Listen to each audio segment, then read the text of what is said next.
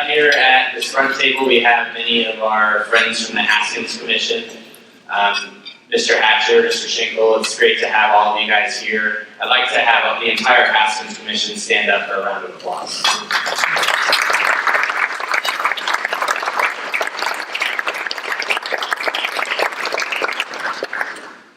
And to say a few words on behalf of the Haskins Commission, I'd like to introduce Kristen Christman, who has been a part of the commission for the past 3 years. She played golf for Ohio State University from 2001 to 2005. She was a 3-time All-American, a 4-time Academic All-American, a 2-time Big Ten Player of the Year, and was awarded the Big Ten Medal of Honor in 2005.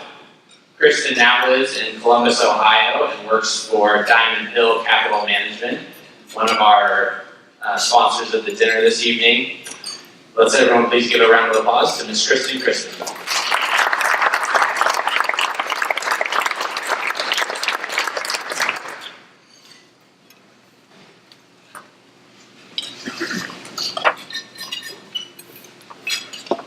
Good evening.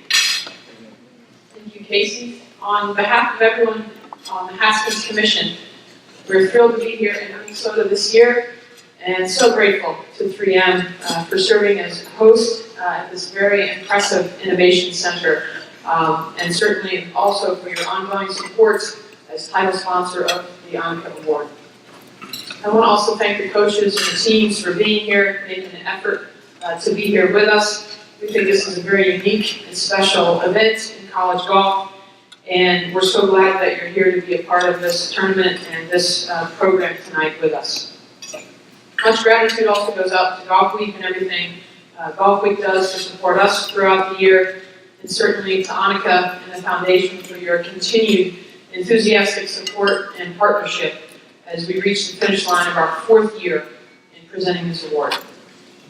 Since the inception of the Haskins Commission in 1971, they have been, I haven't been there quite that long, singularly devoted to amateur golf and the presentation of the Haskins Award, which honors the year's most outstanding male college golfer, importantly based on votes cast by fellow players, coaches, and the golf media. And about 5 or 6 years ago, members of the commission realized that the world of golf was long overdue for an equivalent award on the women's side. And we had a lofty vision for what we wanted this award to be. And to achieve this lofty vision, we knew that we needed the strongest of partners. And there was really only just one name that came to mind, one person whose lifetime accomplishments and reputation perfectly embodied everything that we wanted this award to represent. And that, of course, is Annika. Her resume is as robust and impressive as any athlete in the history of sports, and it's only continued to shine brighter after her retirement through the many youth-focused initiatives of her foundation. I'm only going to mention a very select few of her career highlights so we can bring her to the stage a little sooner, but I'm sure you all know them very well. 7 college victories at the University of Arizona, NCAA individual champion, 89 professional worldwide victories, and 10 major championships, and the list goes on and on from there. But there's one other item on her very impressive resume that I'd like to talk about before I ask her to come up to the stage. It's a defining moment that had a huge impact on me as a female and a sports fan and as a golfer. And that was back in May of 2003, when Annika was the first woman in 58 years to tee it up alongside the men on the PGA Tour. I remember it still so vividly, partly because it happened during the NCAA championships my sophomore year. And all the teams were sitting together in the lobby of the hotel. And I remember how special it was that we were all there together having breakfast, and we all got to experience that moment, Annika's first tee shot at the Colonial Invitational together. Because in that moment, we were no longer competitors or rivals, and the colors and the logos on our shirts didn't matter. We were just a group of young girls who loved the game of golf and were watching this inspiring, transcendent figure make history. And for Annika to embrace the controversy and ignore all the critics and the negativity that surrounded her decision to accept that challenge, knowing that the entire world was watching and that many people were rooting for her to fail. For her to rise above all that, to use it as motivation, and then to step up there and completely flush her forward down the middle of the fairway was one of the coolest things I've ever seen. And thinking about that still inspires me to this day, and to have that much confidence in your abilities to refuse to listen to all the people that might tell you that you're not good enough or that you don't deserve to be out there competing alongside the boys. And then to go out there and have the courage to prove them wrong. I think that message is really, really powerful. It's something that we can all learn from, and I think it perfectly epitomizes what it means to have Annika's name on this award. So with that, please join me in welcoming to the stage, greatest of all time, Ms. Annika Sorenstam.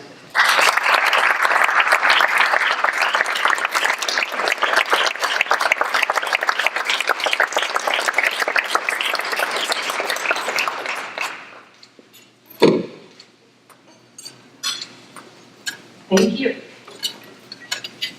I remember that t-shirt also. I'm never a fan of holding a microphone. I always feel like my knees will buckle. But I think I was a little bit more nervous then than tonight. But having said that, just being here is really exciting. Just to look over this room and see everybody. Some faces I recognize, some are new faces that I welcome and hope to see in the future. But it also makes me a little nervous because we want to make sure that we, as a team, provide an exceptional evening, and we want to continue what we have started. So, again, I just want to officially welcome everybody to the Annika Award presented by 3M. In this case, he said, this is our 4th year, and I feel like we've just gotten bigger and better. And just by looking out here, this is certainly better and bigger.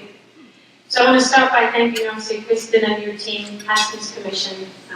Thank you very much for coming to our office and presenting the idea of let's celebrate the best female collegiate golfer. When that story was told, I couldn't believe that we didn't have that for the female. So thank you for giving them the opportunity, and that's what we want to do with Annika Foundation, is to give opportunities for young girls to follow their dreams. And of course, I want to start with 3M to thank them, and Katie, there's a lot of executives here. You guys are fantastic, and I know it boils down from the boss. Thank you so much, Inge and his wife, Elian, for being here, the support, but also the friendships. It means a lot to us, because without your support, we wouldn't be able to do the things we're doing to make a difference in these young girls' lives. And by just believing in our mission and our initiatives, it makes us want to work harder and just do even more for the game of golf. So I know we have several sponsors part of the foundation, but certainly here tonight in this award, I really want to thank 3M. And of course, with Diamond Hill, thank you for doing this wonderful dinner. I also want to thank the golf course, the venue, Olympic Hills. I have not been out there yet, but I look forward to going out there. I've heard wonderful things about the golf course, and speaking to some of the players about the greens. I'm glad I did bring my golf clubs, but I don't have tea time. I let the young talent show me how it's done. But we appreciate the hospitality. It's going to be a great week. A little bit about the foundation. It was we started about 10 years ago, so we actually celebrated 10 years. And if I look back at the things we have achieved, makes us very proud. Proud to see the tournaments grow, see the tournaments be more global. We now have 6 global tournaments around the world. And like I said, our mission is to inspire the next generation to fulfill their dreams, because I live my dream. And there's nothing better. And that was really what we wanted to do, to provide playing opportunities for young girls, because they deserve to have the right to do that as well. So now we go to China, obviously in the US, we go to Europe, Latin America, and the goal is in the next 10 years to be in every corner of the world. And Maybe as you know, I'm not shy to set high lofty goals. So we're not stopping here. And I want to thank Casey, Seaman, and Taylor written over there, the two that kind of spearhead the foundation. They make my job a lot easier. But I want to thank you for your hard work, your dedication, and you wear a lot of hats, and you wear them very well. So I really want to say thank you for that. I know that you have hopefully a fun week ahead, a few days with great competition. Like Casey said, we got some of the best teams in the country. I want to thank the coaches and the players for coming here. I know there are other playing opportunities, and you have a very tough schedule with schoolwork and a lot of demands. But I want to thank you for taking the time to come here and make this a priority. So I want to end by just saying that, like I said, the next 10 years is going to be exciting for the foundation with partners like 3M. We want to thank for the support through the years, but also hope that you will continue to support and follow us on this journey in the next 10 years, because I know what we're doing is making a difference in people's lives. And I have some just really kind of cool statistics that I just kind of picked up. They are accurate, I just picked them up somewhere. I'm going to read them here, but in 1995, only 17% of all junior golfers were girls. Fast forward to 2017, we now have 33% that are junior girls, and that's 1 million girls. I think that's pretty awesome. I also think another stat is in 1995, there's 50 more junior golfers today under the age of 12 than 1995. So when people say that golf might not be in the best, healthiest spot, I have some statistics that I think argue the difference there. We are changing the game of golf. We have younger girls coming in. We have smarter and better girls coming in. And you are the ones that are making this possible. You are role models. And that's what I'm so proud of, to be part of this organization when you guys are making a difference. And maybe 10 years from now, one of you will be standing here. And maybe you'll have tournaments and you will inspire the next generation. But you really have a nice opportunity to make a difference with your peers, but also the younger generation. And that's why, again, I'm very proud to be here and continue our mission. Because, it's fun to hit shots, it's fun to make putts. I love winning tournaments, if you didn't notice. But this is even more satisfying, to be able to give back to the game of golf. And I want to wish you the very best in this tournament. Have fun, make some new friends, but enjoy the journey. Because this is just one tournament out of many. And when you get to my age, you're going to realize that some of these tournaments you might not remember, but you remember the memories and the people that you met. And that's what makes life more richer. So we have a video, so if you can just put your eyes on the screen. This is a video that was put together. It's a recap of 2016. So thank you and enjoy. Reunion Resort in Orlando played host to the third Annika Intercollegiate Tournament last month. It's one of a number of events run by the Annika Foundation aimed at developing the women's game at junior levels. During the 54-hole stroke play competition, the presentation of the Annika Award takes place, a prize for the most outstanding female college golfer of the year, voted for by fellow players, coaches and the golf media. It came probably about 5 years ago. We had the Haskins Commission, which is the commission that gives out the award to the best college male golfer, Division I. And this award has been given out for, at that time, over 40 years. And they've partnered with Golf Week, so they came to us and asked, would we be interested in doing something like this for the women, in college golf, to celebrate the best female Division I golfer. And I thought, of course. I mean, this is something that I wasn't aware of, that we really didn't have an award for the women. I said, yes, we need to do this. We need to do the same thing. So that's how we partner with them. And this award is very special, obviously. We want to encourage them. We want to give them another way to motivate them and work hard and achieve great things. This year's Annika Award winner was UCLA's Bronte Law. She was especially pleased to gain recognition for her achievements off the course as well as on it.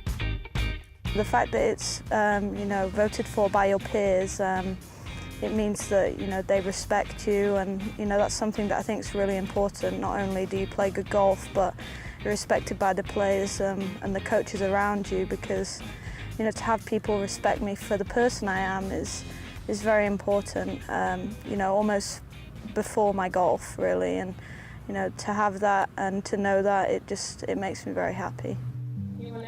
Sorenstam has a first-hand understanding of the role college golf can play in developing young talent.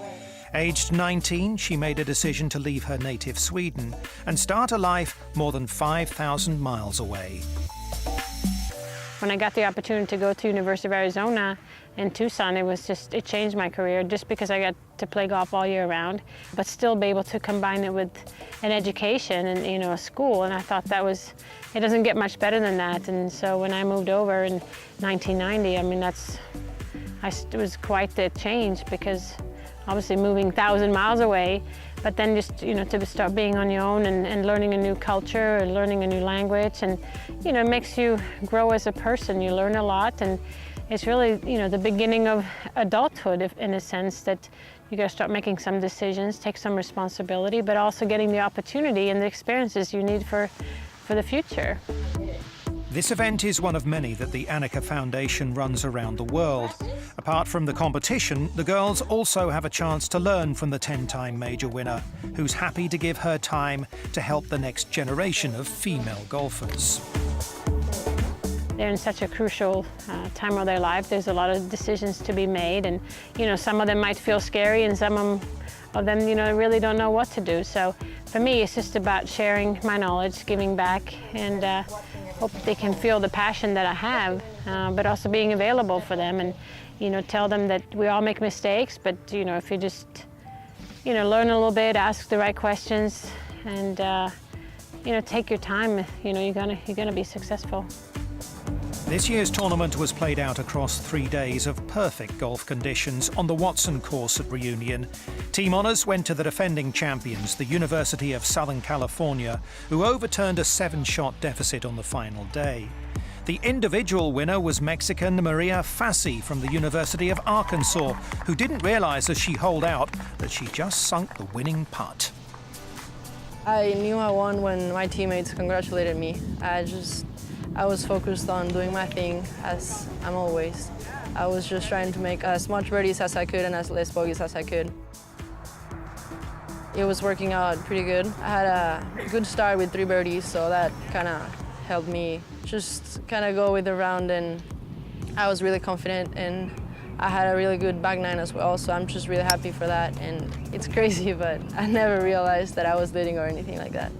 She's probably one of my biggest idols, so I'm thrilled that I get to win in her event. I'm really happy that she's put such an amazing event in place, and of course it's just really good, and she makes the best out of everything, so I'm just really happy that it could be here.